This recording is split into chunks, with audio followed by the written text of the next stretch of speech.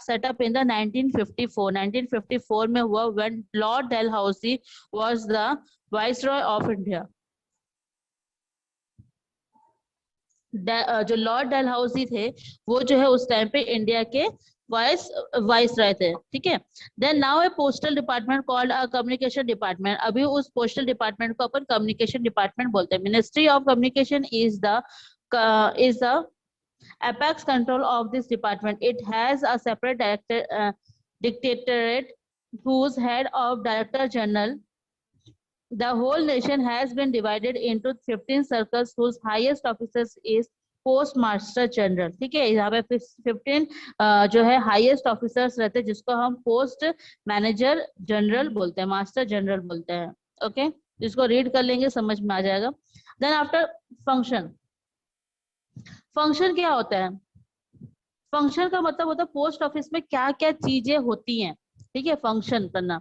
तो सबसे पहले कैरेज ऑफ मेल, मेल का लेके आना इनलैंड। अगर हम अपन जो अपने कंट्री में ही अगर अपन पोस्ट ऑफिस कर रहे हैं, इनलैंड जिसको बोलते हैं, इनलैंड का मतलब हमारे कंट्री के बाउंड्री के अंदर, ठीक है। और एक रहता है फॉरेन, ठीक है। एक होता है इनलैंड आप कैरेज कर रहे हो और दूसरा है आप फॉरेन के लिए कैरेज कर रहे हो। इट मीन्स कि कंट्री के अंदर में ही आपको वो मैसेज भेजना है और एक आपको कंट्री के बाहर भेजना है। This is most important function. The following are the sent inside the country. जो कैरेज ऑफ मेल में क्या क्या आता है? पोस्ट कार्ड आता है, इनलैंड लेटर आता है, लेटर्स आता है, book packet, building literature packet, general registration paper, pattern packets and parcel वगैरह रहता था। For the sending of the goods safely is register. अगर आपको गुड्स सेफली अगर कराना है, सेंड करना है कहीं और जगह पे, तो उसको आप बहुत ही परफेक्टली तौर पे और सेफली तौर पे उसको पैकेट करेंगे। Register letter and goods are delivered by the post office safely. If you want to send the letter, goods or more safely, then is should the insured. Then second है आपका remittance of money. Remittance का मतलब होता है कि money को transfer करना, money order जिसको बोला जाता है, ठीक है, एक जगह से दूसरी जगह तक मनी को भेजना। All post office provided remittance facility. Remittance का मतलब मैंने बताया ना, मनी ऑर्डर, मनी का एक जगह से दूसरी जगह भेजना। तो ये भी जो फैसिलिटी बैंक देती थी, बैंक बोल रही पोस्ट ऑफिस। देन आपका थर्ड है बैंकिंग एंड इन्वेस्टमेंट सर्विस। यहाँ पे बैंकिंग और इन्वेस्टमेंट सर्विसेज भी दी जाती है, ठीक है। आप देखोगे आप पोस्ट ऑफिस में जाके सेविंग अकाउंट, देन जो आती है सुकन्या योजना, वो भी आप ओपन करा सकते हो। तो वो जो है पोस्ट ऑफिस के साथ साथ मतलब चिट्ठियां भेजने के साथ साथ जो है बैंकिंग की भी फैसिलिटी देती है। नाउ फोर्थ है रैपिड कम्युनिकेशन। यहाँ पे उस टाइम पे सबसे ज्यादा रैपिड कम्युनिकेशन इसी को ही माना जाता था, जस्ट बिकॉज क्योंकि उस टाइम पे जो भी लेटर है उसको सबसे ज्यादा मोर कन्वीनियंट कम्युनिकेट के तौर पे माना जाता था। अगर आप किसी क्योंकि उसको ना सारे जितनी भी चिट्ठियां है ना उसको ना किसी भी व्हीकल के थ्रू भेजा जाता था, ट्रांसपोर्टेशन के थ्रू भेजा जाता था। नाउ नेक्स्ट है आपका अदर सर्विसेज। इसके अंदर क्या अदर सर्विसेज है? Beside the services rending by post office are carriers or mails and parcel packet, telegraphy, communication and remittance of the money. Several other services are also available. For example, it provides money, replay card and envelopes, post bags, post box, postal stamp, late posting, certificate of posting, etc. There are types of post office. कितने types के post office होते हैं? एक होता है ordinal post service और एक आपका होता है registered postal services. समझ में आ रहा है कि नहीं आ रहा आप लोग को? Yes ma'am. नाउ सबसे पहले आपका ordinal, just wait,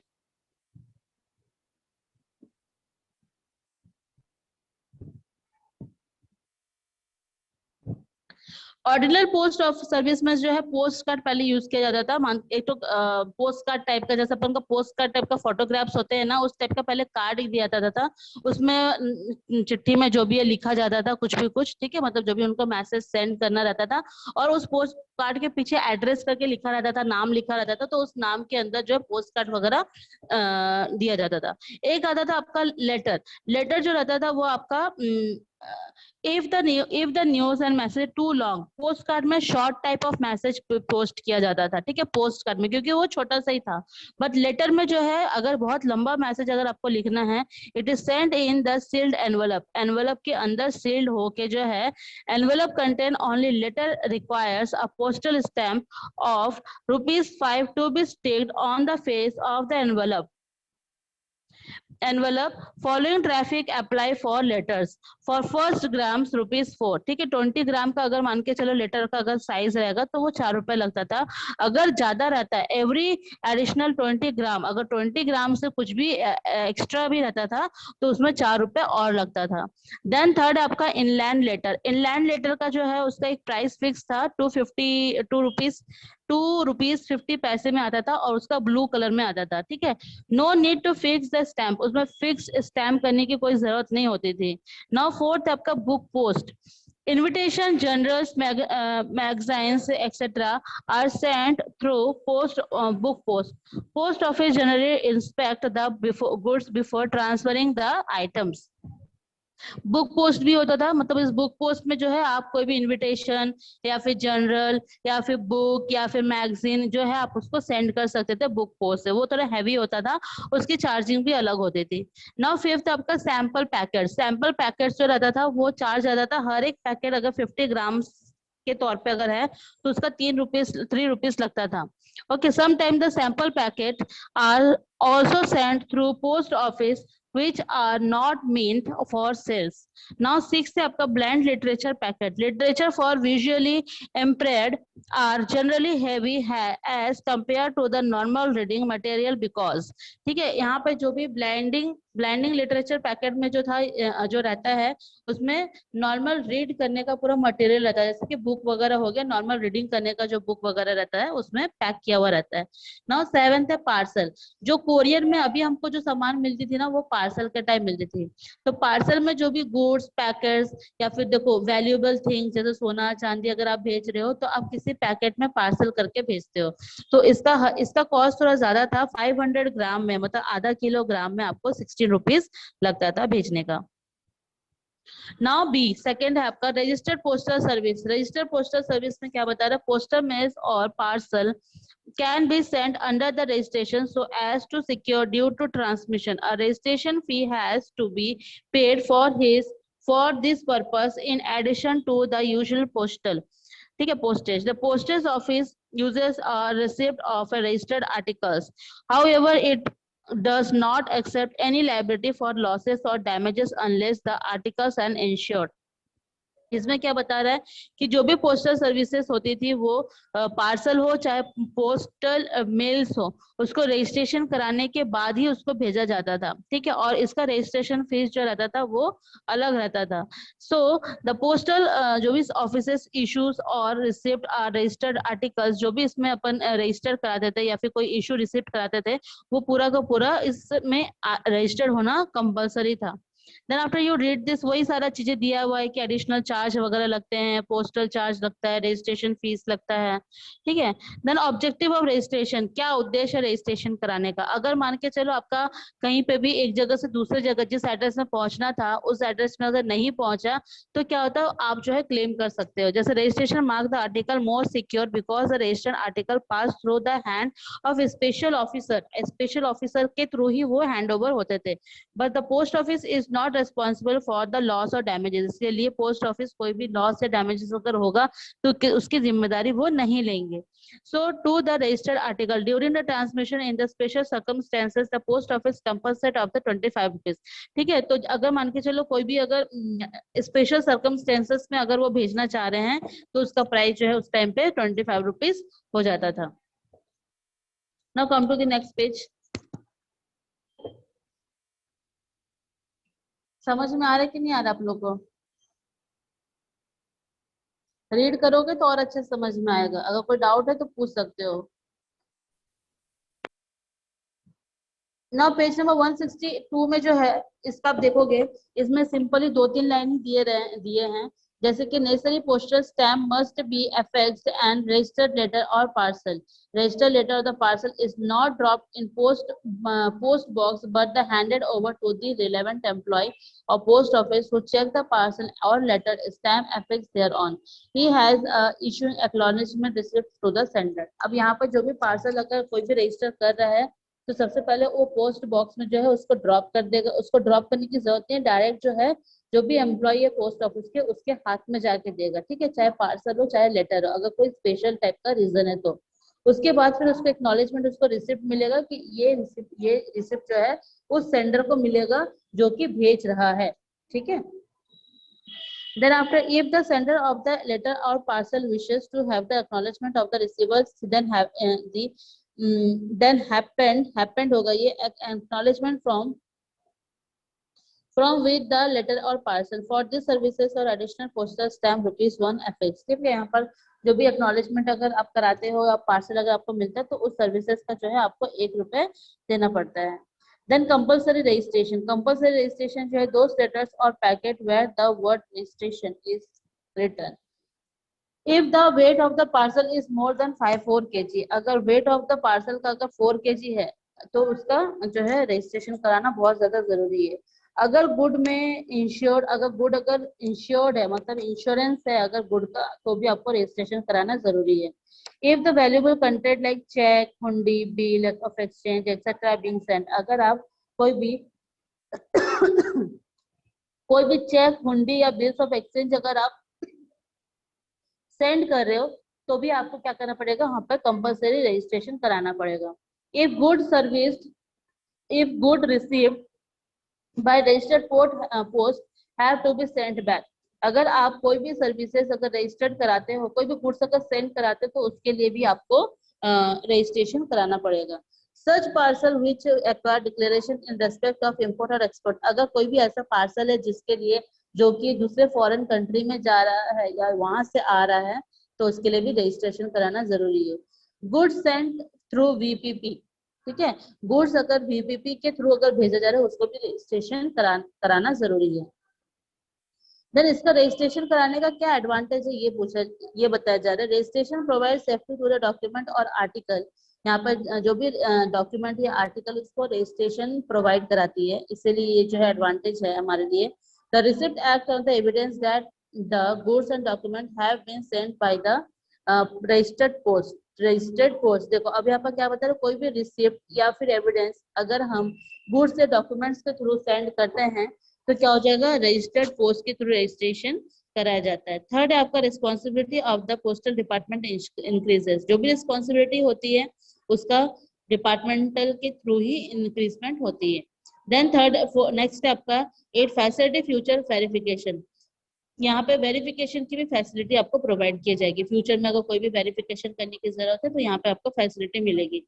refund facility to the extent of 25 is also provided on registered articles in such damages or losses। अगर कोई भी आपका कोई भी आर्टिकल्स या कोई भी पार्सल आपका डैमेजेस या लॉसेस हो रहा है तो उसके लिए आपको ₹25 जो है एक्सटेंड आपको रिफंड के लिए भी मिलेगा। Now what is the disadvantage of registration? Parallel non government services started by the business. देखो डिसएडवांटेज जो है इसको आप लोग पढ़ लोगे, इजी है, कोई दिक्कत नहीं है। यहाँ पर एजेंसी के थ्रू अगर कोई भी कोरियर सर्विस वाला अगर कोई भी क्या बोलते हैं गुड्स में अगर डैमेजेस या लॉसेस हो जाती है तो उससे क्या होता है कि रिकवरमेंट जितनी की होनी चाहिए उतनी की नहीं होती है, ये सबसे पहला डिसएडवांटेज है, ठीक है। और क्या होता है कि have a consume a very big part of the revenue of the registered letter के लिए बहुत ही लंबा रेवेन्यू यहाँ पे तय करना पड़ता है। Even speed post services introduced by the post office is also found the defective और non responsible because of its delay and unpredictable delivery time. Then आपका इशू स्पीड पोस्ट का आपको पता है कि जहाँ पे अगर आपको जल्दी से कोई भी बहुत ही इंपॉर्टेंट चीज है और आपको बहुत जल्दी इसको सेंड करनी है तो आप उसको स्पीड पोस्ट के थ्रू कर सकते हैं, ठीक है, जिसको फास्ट ट्रैक नहीं मतलब फास्ट स्पीड पोस्ट बोला जाता है, ठीक है, आज के डेट में।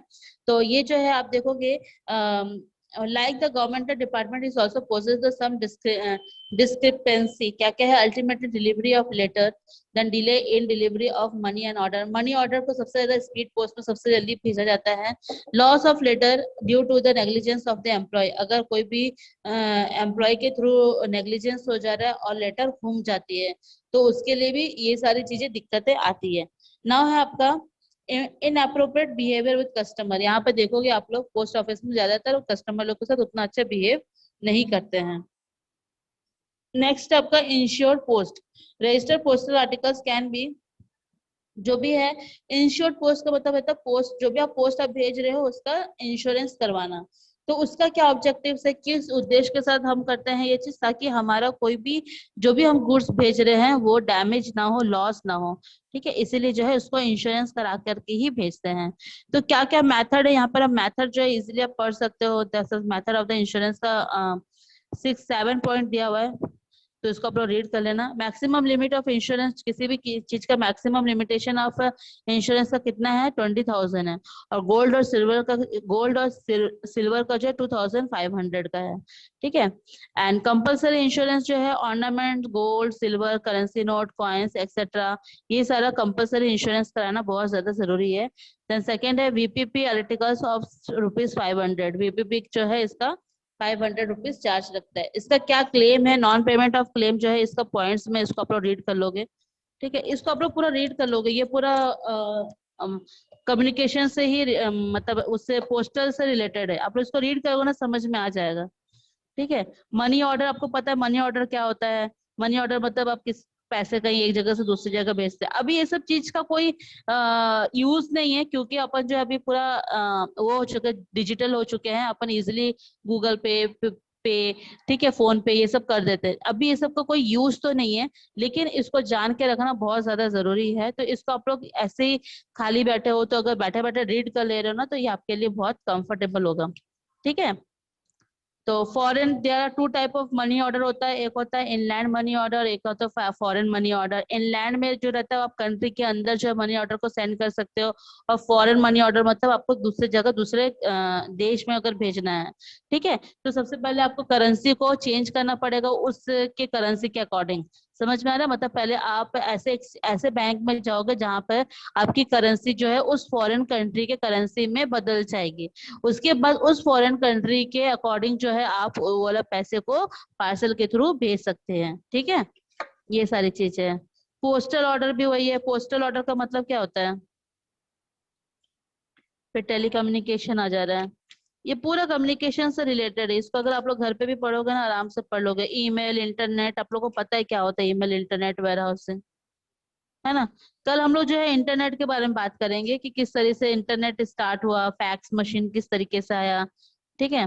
तो कल जो है अपन पेज नंबर 172 से स्टार्ट करेंगे. बिफोर दैट अभी आप लोग के पास टाइम है तो आप बैठ के थोड़ा रीड कर लो, चैप्टर्स रीड कर लो तो समझ में आ जाएगा. ठीक है. Yes, ma'am. Okay, now class is over.